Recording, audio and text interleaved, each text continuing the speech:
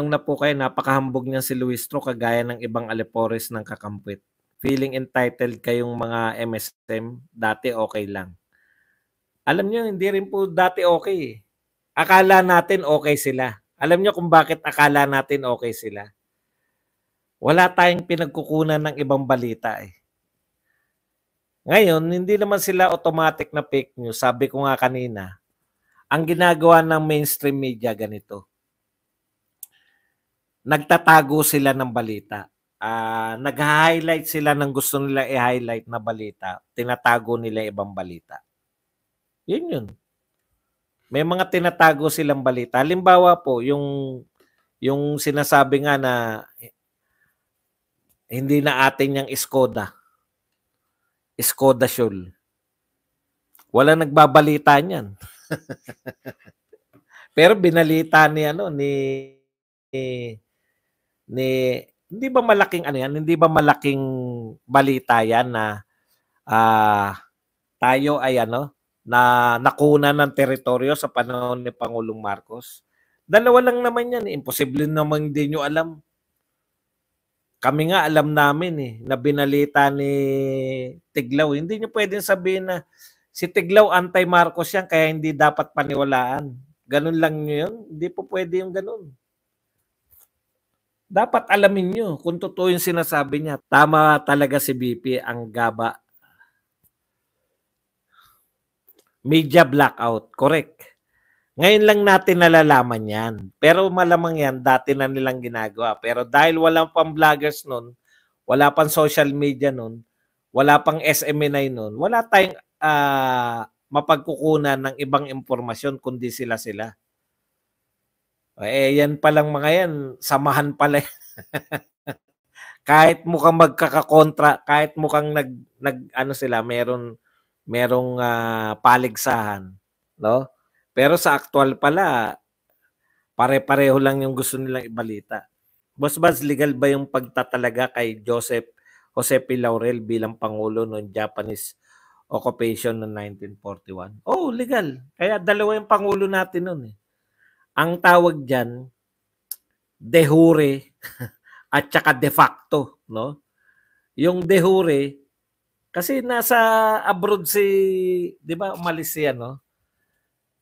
Si Quezon nagpagamot sa ibang bansa. Tapos namatay siya ron sa New York, di ba? Presidente natin nun siyempre, yung vice niya yung papalit. Pero, yung actually, so legal na presidente si Quezon. Kasi nahalal siya di ba? Legal siyang presidente in exile. Naroon siya sa US eh. Tapos nung namatay siya, natural yung vice president niya yung papalit, si Osmeña. Dito sa Pilipinas, habang naka-exile sila, yung naiwan dito, nasakop tayo naman ng Japan, di ba?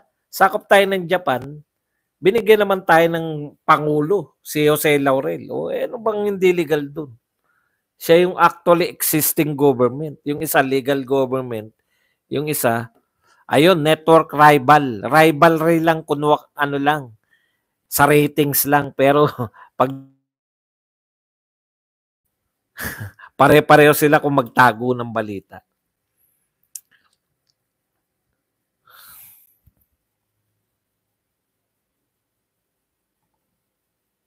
Legal yun, nanumpa eh. Okay, may kakilala ka po na hindi naman journalism graduate, pero naka-uniform ng SMNI. Pwede naman sila, hindi naman po, pwede ka namang i-hire kahit hindi ka journalism graduate eh. Kung ako po may pinagsusulat po ako eh. Kaya lang di ko maharap eh. May nagre-recruit na po sa akin na dyaryo. Hindi naman sikat.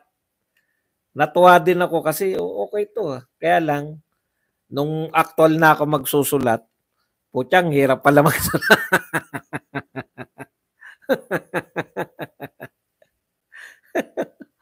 Ano bang police blatter yata yung tawag na, police files. Yung dyaryo na yun. Pwede po. Bakit ka naman hindi po exclusive 'yun para sa kanila? Kung re-recruitin ka ba 'di ba? Bakit naman hindi? Bakit may mga journalist naman na hindi naman nagtapos ng journalism? May kakilala, 'yan. Caitlyn anak, more blessings kapatid na Adam. Ayaw ba ng snap election? Bakit bakit naman mananawagan snap election? Lumang tao talaga 'to. Malamang 'to lumang tao 'tong nagsabi. Sino ba 'yun?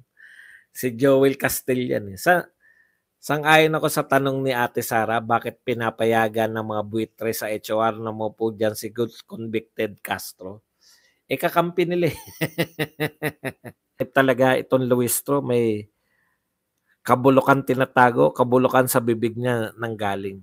Alam niyo, napunan niyo yung mga attackers ni ano, yung mga taga-atake, no? It's either merong mga kaso, convicted, yung iba convicted, tapos yung iba may mga kaso, no? Ang dami, no? Justin, kakaduwal mga panoorin. Ang MSM ngayon, takot na mabalikan yung mga station nila at mawalan sila ng trabaho. Adam Samama, thanks sa share. Your blessing, Sisi. Good morning, Boss Buds. Like than watching from Winnipeg, Canada. Kasi maluwag sila ngayon, eh. Di ba? Tirahin nyo lang mga Duterte, bati-bati tayo. Chris, umpisa nang ibinigay ng COA, magiging panlaban ng mga hingi ng confidential fund dahil kung hindi, mabubutasan ng COA. Kaso nga ayaw nila, eh. Di ba? Dapat meron din tayong kakamping congressman o senador na manghihingi naman ng confidential fund ni Bongbong. Sir Badong, tanong ko lang, mahuhulog ba yan sa betrayal of public trust ang ginawa ni Bongbong nung nawala ng PH ang Skoda Shoal sa WPS? Pakisagot lang po and thank you. Alam niyo po, hindi ko po alam. Pero ito lang po ang alam ko. Kung gustong kasuhan, no, ang isang ang parang tinatanong mo yung sa impeachment, eh, di ba? Alam niyo po sa impeachment, madali po magkaso sa impeachment, no? Very political 'yan, eh. Kakasuhan ka, salin nga, eh. Di ba? Salin nga, simple-simple lang, no? Ganun po 'yun. Talagang kung ang impeachment po hindi po siya yung talagang kaso na patutunayan mo, no? Yung ang impeachment po ay botohan ng mga politiko. Kaya kahit na ano lang, kaya kang gawan ng kaso ng mga 'yan. Yung particular yung sinasabi mo yung sa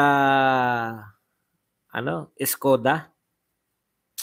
Pag very particular na ganyan, mahirap sagutin 'yan. Matalinong vloggers except trolls, siyempre matalinong vloggers. Ito lang po yung sasabihin ko, no. Maraming magagaling na vloggers. Kasi ganito, ano yung pagkakaiba ng meron ng social media? Nung panahon kasi na walang social media, kahit magaling ka, hindi ka naman magbo-broadcast, eh. 'Di ba? Ang access mo lang sa mga tao, media lang. Is either dyaryo o broadcast media. Print and broadcast media lang, eh. Wala pang social media noon. Ngayon, pag magaling kang tao, pwede kang humarap lang sa camera sa YouTube, makakapag-broadcast ka na ng gusto mo. Yun po yun, eh, no? Kaya mas halimbawa, wag na kami mga vlogger. Halimbawa, si Harry Roque. 'Di ba? May vlog siyang sarili. Si Attorney Trixie, may vlog siyang sarili.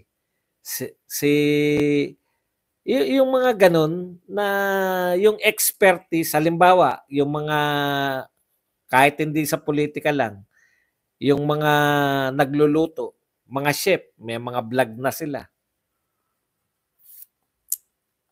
Karamihan kasi ng vlogger, expert sila doon. Expert sila doon.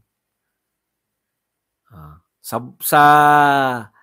sports, marami pong sportsman na vlogger, maraming boxer na vlogger, ganun. So mas eksperto sila kaysa sa mga nag-aral lang ng journalism pagdating ng sports vlogging. Naranasan nila yan eh. Nakita niyo yun yung sinasabi ko na na advantage ng vlogger. Hindi po dahil siguro kung i-average nyo, average ng mga lahat ng mga anchorman ng TV station tsaka average ng lahat ng vlogger. Baka lamang pa sila pero ang dami. Ang daming vlogger na magagaling, no? Okay.